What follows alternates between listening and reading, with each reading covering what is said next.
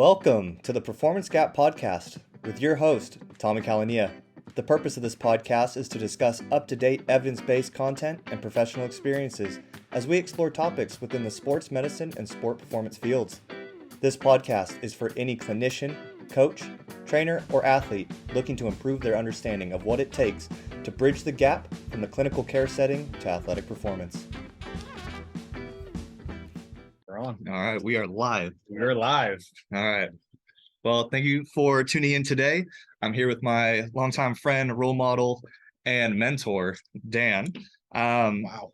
It is an honor having you on episode number 1, to be honest. I'm really excited to talk about this because this is something, one, that while I was overseas, you helped guide me through that. Yeah. A lot of key pointers, and you have a really diverse background, so I'm interested to get into this. Yeah. So as we start, can I have you just give a little background as to what you've been doing, what you've done in the past, so people get to know you a bit? Yeah. So I've been a physical therapist for, I guess almost 11 years now, which is kind of crazy, crazy to think about. But I come from an athletic background, played sports my whole life, played collegiate basketball at JC and at San Francisco State. So that was kind of like my big passion. A big passion coming into physical therapy school was to be able to treat athletes. Like I was an athlete, I got hurt, went through the whole process. So that's what really sparked my interest in physical therapy. Also have a big passion in strength and conditioning. Obviously being an athlete, that's a big part of what you do too. So I guess going into PT school, that kind of just guided my whole niche and what I wanted to do. So coming out of school, doing a long-term internship at Athletes Performance was a big eye-opener for me, and kind of how the top level facilities operate. And when I got out of school, that's something I wanted to emulate, and kind of a facility that I wanted to be at. So began working for Results and was there for 10, 11 years. Did a lot of stuff there, a lot of different experiences. I was really fortunate to be in that spot and just started my own business. I guess this is week 7. It's big, which is kind of crazy. It's kind of crazy to think about, but week 7 of starting my own practice and really just trying to treat the niche that I want to treat. So the athlete, really not one sport, but just people who are super motivated to get back to doing what they love. And I want to help facilitate and help them throughout that process. And just trying to build, man, just trying to, have a good community of people like yourself and doctors and skills coaches and strength coaches and psychologists, just really trying to build network for people and help people throughout the process. So love that. One of my yeah, that's amazing. And you definitely have been building. One of my favorite, I don't know if it's a catchphrase, I'll call it a catchphrase, but it's always building. And I think I've gotten that from you since working at Results as an intern and just kind of picking your brain. You'd always kind of push me a bit to kind of just keep building, and that you're doing the exact same thing. So good on you. That's pretty cool. Yeah. Thank you. Yeah. Cool. So there's a lot to unpack there. And the focus of today is going to be the tactical space, because you are pretty well-rounded in that regard as well. So before we dive into that, I do want to highlight your business because we are sitting in it and it is sweet. As you've ventured into that PT entrepreneur space, what has been your biggest hurdle so far? Your biggest challenge? That's a loaded question. That it is. I never thought and never really wanted to open up my own practice. I've always heard of the difficulties of it, and with the way that healthcare is going and insurance reimbursements, all that stuff continues to go down and down and down, right? So it's always been kind of something that I haven't really looked into, but I find myself in that position right now. So I am a cash pay physical therapist at this point, and I think one of the biggest hurdles in trying to open up your services to a wide array of people, and really the niche that we're going for is treating that athlete. So there's a little hurdle there because not a lot of people always want to pay cash. They have insurance, they want to use it, right? So I think that's been a little bit of a hurdle. Again, I'm 7 weeks in, so there's a lot of hurdles. Like, I am going to do some insurance. So trying to get credentialed with insurances. I'm my own biller. I'm, my own scheduler. My wife, thank God, she has been helping me a ton, and she's a physical therapist too. But it's a lot of strain, right? Especially as you're starting to get your business up and running. There's a lot of different things that you have to think about. So I'm fortunate to have her support and help with a lot of the billing side and scheduling side, and allowing me to just focus on treatment a little bit more. But like you said, just trying to build, man. I'm just trying to get enough patients in the door and keep the lights on and keep growing. That's really the biggest thing right now. That's amazing. That's a power couple right there. Yeah.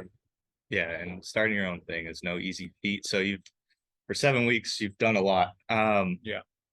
For those looking to kind of do the same, what again, it's still in kind of the infancy stages of it. Sure. But do you have any advice for those that want to kind of break out into their own thing, or really anything? Any tips? I think just know that it's going to be a grind, and I've kind of gone into this understanding that it's going to be a rough first year, rough in a lot of different regards, right? Like getting patients in the door, creating relationships, fostering the relationships you already have. You kind of have to be everything all at once, so just know that it's gonna be a little weird, but it does. I'll tell you right now, like my first couple of weeks slow, and then the last couple of weeks really, really busy, and just trying to balance everything. I'm the type of person who, when I do something, I go all in 100%, right? A good thing though. So another key point is trying to find balance, because that's a recipe to burn yourself out really fast. So I find myself, when I get home from work and have my kids and my wife, and my brain is still going to work, but I gotta like shut that off. Otherwise I know that it's not fair to the family, but it's also going to burn myself out. So I think just trying to be well-rounded with everything that you do, and still get to morning hoop, still lift a little bit, still run a little bit, still do the things that cause you joy outside of work is super important too. It's tough finding that balance. That's many hats. That is many hats. It's hard, yeah, for sure. All right. Well, thank you for that, first off. Getting into kind of the meat and potatoes of this episode, I brought you on because you are the fire guy. And tactical space has always been something that's kind of fascinated me. Can you give me a little bit of your background in fire and how did that start up? Yeah, and I think, I discussed athletes' performance way back in the day and doing a long-term internship there. And again, like I said, coming out of PT school, I wanted to treat the athlete because I was an athlete and I wanted to help athletes, right? So what was interesting at athletes' performance at that time is they had got a big military contract. So they were bringing in, different military branches and doing training with them, like showing them how to lift, how to program, how to eat well, all that stuff. What was also happening at that time too is we were getting a lot of guys and gals who were hurt overseas. So they were coming back to the States, and we were in Florida, so it was easy to come back to the States. They would stay with us until they were healthy enough to go back overseas. And what I saw at that point in the military population is a drive and a passion for returning to what they love to do more than any athlete that I've ever seen and ever treated before. So that drive, that passion was so high for me, being a physical therapist, really rewarding to treat that type of person. And it's really easy, right? They're already motivated. You almost have to slow them down versus speed them up. So I thought that was a population I never thought of treating before, but I found was really rewarding. So I came back to Sacramento and started treating more people, started getting a couple firefighters in the facility. I'm like, well, damn, these guys have that same drive and that same passion. It's kind of, there's a little military component to the fire service. Some of the firefighters have, military backgrounds. So I think there's some of that in the fire service, and that will, that drive to get back to their team and protect the community. As a physical therapist, there's not much more rewarding than helping those people. So that's kind of what got me into the fire service, I guess, about 7 years ago. That's a really impactful place too, and I think it's overlooked by a lot of clinicians, because typically, like for the military thing, like there's a lot of contracts in there, right? And so at least in Australia with the police and everything, like you had to be that entrepreneur to go like, hey, I could provide services for you, right? It's interesting to see the dynamics here, and coming from that military experience, and then seeing that in the fire department there's a lot of commonalities there, like you had mentioned. Sure. Sure. In working with them, what have been your top successes and kind of your other like top struggles? Yeah, I think in the fire service, your reputation is huge, right? Trust is huge. Mm. So trust does not happen overnight.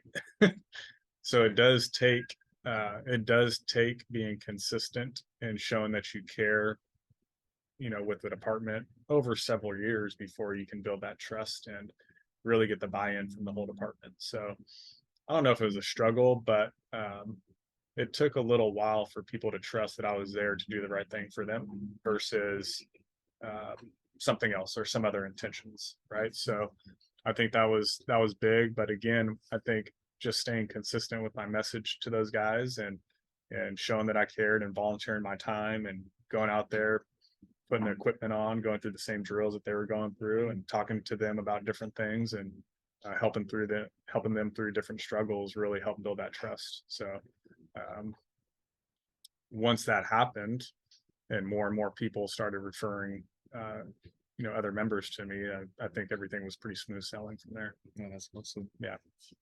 Did you ever have pushback from like I don't know, like not is it commanders, the higher ups? The Chiefs. Yeah, the The chiefs. Not really. I mean, they were some of the biggest advocates for me being over there. And I got into it because I was treating the strength coach at the time, and she saw the type of care and commitment I was putting into her rehab, and she said, "Oh man, we need this in the fire service." So I started going out there, volunteering my time, and started meeting some of the chiefs and explaining my story to them and what I thought I can do to help their department. So I actually had some pretty good backing from the higher ups, but again, there's I think 700 firefighters in Metro, so there's a ton, right? And that was the first department I started working with, so it just takes time. It takes time and being consistent. Do you ever see pushback from the new guys? Or maybe not pushback, Actually, but like no, because the benefit of me working with the department, I get to work with the academies. So the new guys actually have the best buy-in because I'm with them throughout their academy, right? Yeah, So cool. they're understanding the importance of screening. They're understanding the importance of maintaining recovery. They understand the importance of rehab, really. So I think with them, it's actually easier sell. You get them early. Get them early, yeah. Cool. Train them, and I think I've done maybe 8, 9 different academies at this point. So there's 20 to 25 in each academy. So I don't know what the math is on that. Roughly like 25, let's say 25% of the department, I was with them throughout their academy. So I think that actually helps. Yeah, okay. That's cool. Have things changed since you've started with them? I think when I began, they were really looking into more injury prevention and making sure they're keeping their guys safe, not only during their careers, but even into retirement. Right. So their big push was, um, making sure guys can retire healthy so that they can spend time with their family even after their career is over, versus being broken, going into retirement and not being able to do the things they love to do. So that's what I'm saying. I've been fortunate with this department. I think they really, really care for their members, and it shows with some of the different services that they offer. And it's good they look after them because they're looking after us. So 100%. it's impactful. Yeah. Yeah. Okay. So you've been with them for a while. You've seen a lot of different people. Have you been able, and you have a very diverse background, have you been able to identify any disconnects or gaps in which the fire department could, and it's not even just the fire department, just tactical space in general, that there seems to be a disconnect of what's lacking or needs to be improved? I think the whole health and wellness programs, and this is a big push, and what we're trying to do with this department and a lot of different departments across Northern California, is offering the services that a professional sports organization would offer their athletes, right? So having different healthcare providers available to them, I don't want to say 24/7, but pretty damn close, right? So having mental health specialists who can work with the guys, having a physical therapist, having a strength coach, having a nutritionist, having a general primary care physician, or even orthopedic surgeons who really understand the demands of the job and what these guys go through on a day in and day out process. So that's our big push. And once hopefully we can get that going another 5 or 10 years, and I think it serves the department well, which helps serve the community well, because like you said, they're taking care of all of us. So I think getting these programs with every department going, and fire and police and all the first responders, I think they should have access to those things, because they go through a lot. So that's my big push. Yeah, no, and that goes back to like that high performance model of like professional sport. Right. And there's a couple articles out there that look at the tactical athlete versus regular athletes. I would love to hear your take on that, of how you kind of characterize someone in that tactical space. Well, I classify them as more of an athlete type of profession versus a desk job type of profession, right? And they're moving. What people don't realize is they're the first responders to 911 calls many of the times, right? So they're up, they're moving, they have to move people, they have to break down doors. Obviously, the fire stuff speaks for itself, but even the little day-to-day stuff in between, when they're not going out to calls, they're training. So they're practicing doing rescues out of windows, and they're going up ladders, and they're climbing. So they're very physical all day long, and it's different than a sport like a professional athlete, because there's different seasons and off seasons and pre-seasons, but these guys are going all the time, right? So that just wears on their body, and but they're definitely more on the athletic realm of career than anything else, for sure. It goes back to that high performance model of having those multiple clinicians taking care of them, right? Where like you have a traditional in season, out season, off season, right, with a athletic population, but then these guys are on all the time. And there's times where they're more busy than others, especially here in California, fire season, but in general they're going year round. Cool. I absolutely love that stuff. What in the near future kind of brings you excitement in that space that you've been either working on, that you kind of see forming? Yeah, I mean, when I started working with the fire service 7 years ago, there were only a few different places across the country that knew physical therapists were working in that space. So Phoenix Fire has been doing it and doing it really well for a long time. Denver Fire has 2, probably even more physical therapists at this point, working with their department. A couple of departments on the East Coast, have physical therapists, but I think they're starting to see the importance of having someone to help with these injury risk assessments and rehab processes, and making sure these guys are getting back safely. So I'm pretty excited, and talking with people like yourself who are interested in that space. So more physical therapists are also becoming aware that it is a space that they can work in. So I think you have the fire service understanding the need, physical therapists understanding the need and wanting to work in that space. So just having access, physical therapists having access to departments, and vice versa. I think it's pretty exciting for the future. That's perfect. Yeah. Amazing. And just because I know you're a busy guy, I don't want to take up too much of your time. I appreciate the conversation, but I would love to hear, and I feel like you're going to have some gems here. What are 2 or 3 things that you've learned over your career that you would have told younger Dan not to do or to do? Yeah. I think this is something that I've learned more recently, or have paid attention to a little bit more recently. But I think, we're very tied up in learning the specifics of like a joint mobilization, or how to train the squat better, or how to get people to move biomechanically a lot better. But this is, whenever you're dealing with people, it's so relational. Like, relationships are huge, right? So developing relationships with your patients, really understanding why certain things are important to them, learning how to communicate with people with different backgrounds and different thought processes. I think that's huge, because that ties into buy-in, and that ties into people doing what they need to do to get better. But if they don't trust you, or you can't communicate well with them, then it's all for naught. So it doesn't matter how much you know. And I hate to say, what is it? Someone doesn't care how much you know how much you care. So Is that there's something like Ramses? that. There's something like Yeah. until they know how much you care, something Yeah. like that. But it is true, and I've seen that and witnessed that a lot over the last probably 4 to 5 years. Mm. It's always something I've tried to do, but again, I think it's just becoming more and more important to me as I become longer in this field. Yeah, amazing. Yeah, and I think the other thing is just staying consistent. I think people want things to happen really fast. Even young clinicians, they want to be an expert clinician right away, or they want to work with a certain niche right away, and they think it's just going to happen within a couple of weeks or 6 months. I mean, this stuff takes a long time. I've started volunteering my time with the fire service, for example, and really didn't get a contract with the department for almost 2.5 years. So it is being consistent, knowing what you want to do, knowing what it's going to take to do that, and just going for it. Staying on course. Love it. That's it. That instant gratification could be a whole Oh man. another episode. Oh yeah. I love that. Thank you for that. So I think now just a shameless plug.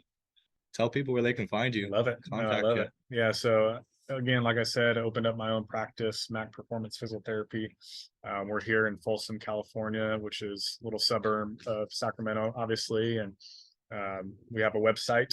Still working on my website. It's one of the many things that you continue to work on as a business owner. But the website is www.macperformancept.com. We have an Instagram page with the same Mac Performance PT. And yeah, those are probably the two best places to stay in touch, and always trying to update things. But again, it's one of several hats that you have to wear, at least initially as a business owner. So trying to do my best with that. That's perfect. And I'll link that in the show notes too, so people can get in touch. Perfect, man. Awesome. Well, I really appreciate your time. Thank you. Like, this is a topic that I've been wanting to actually just sit down and chat with you for a while. We got it done. Yeah, we did. We got it done. So I appreciate it. Thank you again. Until next time. Till next time.